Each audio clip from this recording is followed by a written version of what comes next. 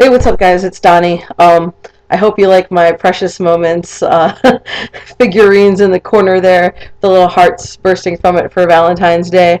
I'm not really a fan of the holiday, but I thought I could at least be humorous about it. So there's that. I'm about to go back normal here. All right. So now that that's out of the way, it is week 2 with OTK. I'm stoked. This topic, I have quite a bit to say about. I'm going to try to keep it short though. Um, Packing and pissing. Boy, oh boy.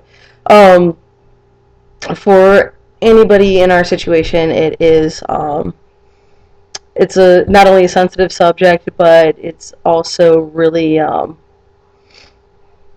source of a lot of bad memories and just bad news when it comes to experiences trying to go to the bathroom, that kind of thing. Um, Personally, I'll start with packing. I currently do not pack. I don't feel I need it. I am okay with my androgynous aspects. Um, I'll be okay if I can pass a little bit more, but I don't feel like I need that in order to actually pass. I know quite a few guys who, I look at them and there's nothing there. Um, so it's just what you're comfortable with. I toyed with it quite a bit. I used to use it for drag every once in a while, but I don't know. I felt like it hindered my movement. Like a lot of guys say, it helps give you that like type of swagger. Just holding yourself differently because when you have something there, it totally feels completely different. So I personally don't feel like I necessarily need that. I don't know. It's just my comfort level. Um, when I used to for drag or just day to day.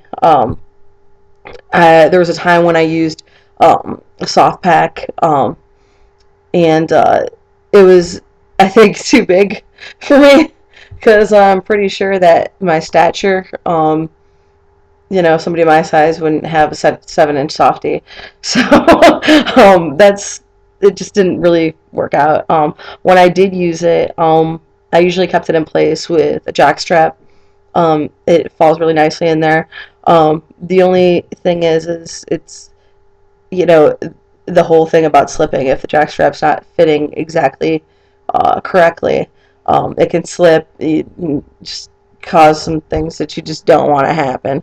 So I have also experimented with, along with the jock strap, with sock. Um, Rolling up a sock and taping it so it um, so it looks like it's there like a little more naturally, like it's just sitting more naturally. And you could use a safety pin, um, just to pin it, since it's a sock, so you could pin it and just pin it to the outside of the jock strap so it doesn't fall, go anywhere. If it does move, it'll just be very slight movement. And with the pins being on the outside, there is no risk of anything slipping and happening and hurting yourself, because that would suck a lot. Um, but again, I don't know. Just for me, I don't feel like I necessarily need it. Um, you know, I really don't have um, a phantom issue with that at all. That's one of the things that I'm actually comfortable with. I know in my intro, we talked a little bit about. I just pretty much let everybody know that on the line of genderqueer to trans. Um, so there are certain things I'm comfortable with, and I've grown comfortable with the way I am there. So that's it works for me. Um, but you know it's not doesn't work for everybody. But I have toyed with other things and tried seeing if it would be a fit for me, seeing if I needed that necessarily, and I really don't. So that's why I currently don't do it. And actually, I don't do it for drag either. Um, I don't feel like I need that bulge there to um, exude any kind of aura at all, if that makes sense. Um, but as far as pissing, going to the bathroom, experiences, that kind of thing, for all of us, boy, oh boy, it's a day-to-day struggle. Um, Anytime I go out in public, I make sure I go when, when I'm at home that there's no chance of having to go to the store, but unfortunately, it happens. And when it happens, I generally, if there's no family restroom, which God, I love Target because they actually have the family restrooms. A lot of the theaters have the family restrooms, which I use a lot. And I don't get any looks when I go into them. I don't get anybody hassling me. You just go, you do your business, you're out. That's it. Um, when I don't, I do not pass enough to go to the men's room. It's just reality right now until I begin to get a little more set in my, you know, set in the body that I want to be in. There's just no way I can pass it all. I have a hard time passing enough as it is when I'm in drag. Um, so I don't know what it is. Like I just don't get it. But I will not go into a women's room without somebody with me. And I generally try to make sure it's somebody that would actually speak up for me if something happened because I generally don't say anything. Like I've had my share of people giggling, laughing, questioning, people threatening to kick my ass, that kind of thing. We've all had it. Every single one of us. I know we have. It's awful. It's fucking awful. You just feel you shouldn't have to feel wrong for doing something that's like fucking natural. You know what I mean? So I apologize for my language right now. It's just it really irritates me to a huge extent. I don't know. I just don't think that anybody has the right to question what you are or where you are. Um, you know why you're there and what you're doing, so why does anybody else give a damn? You know, I found that it's harder with the older generation. As much as I love and respect my elders, a lot of them are highly bigoted and do not understand um, that sometimes biological girls don't look like girls.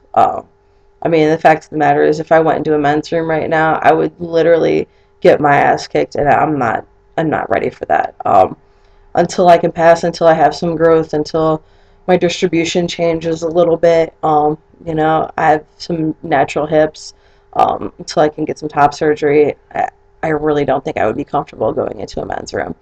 Um, if you are comfortable going into a men's room, I would highly recommend a pack and pee.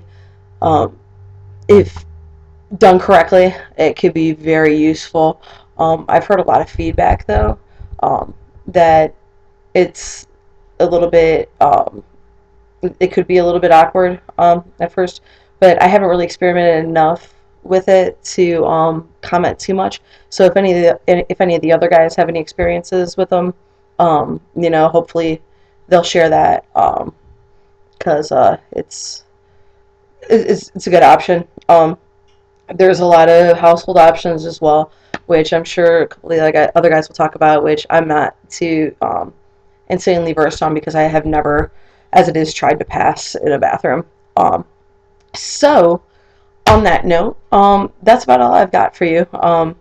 Quick update on me, though. I've just found out that my insurance accepted the therapist that Cage suggested to me, so woot. Just got to make the appointment now, and I'm good to go like a Crunchwrap burrito. So I cannot wait. I'm stoked. Had a good workout today at the gym, and my legs are fucking killing me. So that's going pretty well. I've been sick, so I haven't been able to get to the gym as much as I wanted to, but got into a nice swing again today. So trying to get ready for softball season. Thus, I'm repping the Bounce Demolition Divas t-shirt today. Um, but all that silliness aside, this is a great topic. A lot of the other guys have some great input. A lot of the guys pack every day. Be able to give you some better tips as far as being able to pass, being able to go safely in the men's room. My only recommendation to you guys is if you do have to go into a women's room, just make sure you got a friend with you. That's all I gotta say. Um, Safety, dude. Safety comes in numbers, and if you got somebody else, the chances of anything happening are far, far less. So, that's about it. We've got Evan tomorrow. I think Matt's actually going to be coming over to my house today. He had some issues uploading his last video, his intro video, for yesterday. So he's going to come over and I think upload that today. So you should be seeing Matt's intro tonight as well, hopefully. Technology, deems fit. So on that note, stay tuned for Evan and the rest of the guys. Peace out.